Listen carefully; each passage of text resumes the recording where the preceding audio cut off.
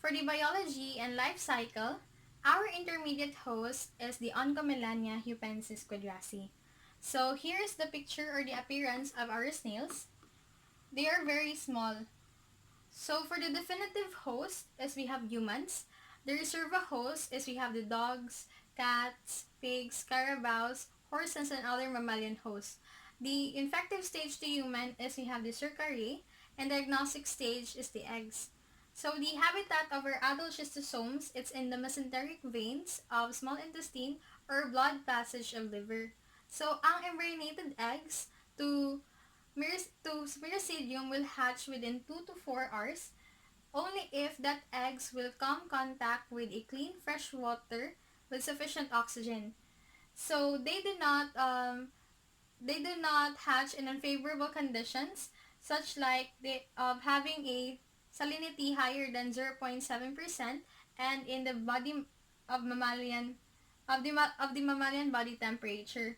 So the ideal for the eggs to hatch is temperatures between 25 to 31 degrees Celsius in a slightly alkaline water. So after 60 to 70 days, our sporocysts will transform into cercariae asexually. So the product of this asexual stage is that our cercariae has a distinct sex. It could be either a male or a female. So egg deposition begins or starts at the 24th to 27th day after the cercarial penetration, and the female flukes can actually produce about 500 to 2,000 eggs, but in some articles, the maximum egg that they will lay in a day is 3,000, and that eggs are immature. So that's why they require 10 to 12 days for embryonation or maturation.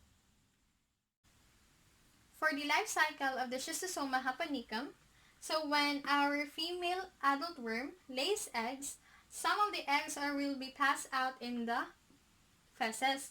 So when the mature eggs that are passed out in the feces come contact into fresh water and appropriate conditions, the eggs will hatch and release the miracidia.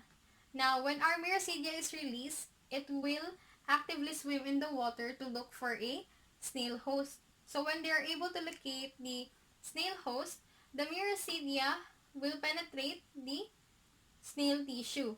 And inside this snail tissue, this miracidium will transform into a sporocyst.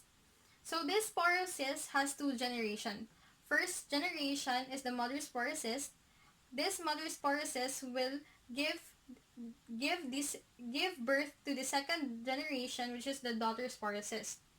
So this daughter sporocyst will also produce our free swimming cercariae, which is the infective stage to human.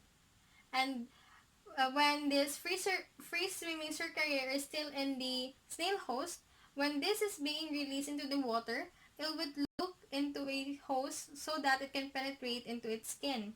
So when the cercariae is successful in penetrating, so it will lose its tail and become a schistosomyle or schistosomule. So this schistosomule will migrate into the circulation, into the lungs, then to the heart, and will migrate into the portal blood of liver, and there they will mature into adults.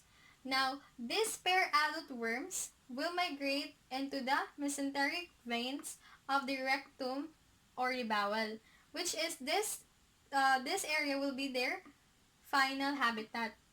And when this pair adult worms copulates, the female adult worm will release eggs. Some of the eggs will be passed out in the environment, which continues the cycle, and some eggs that will be remaining in the body will cause or will lodge in the tissues, which are trapped in the tissues, which cause a clinical pathology.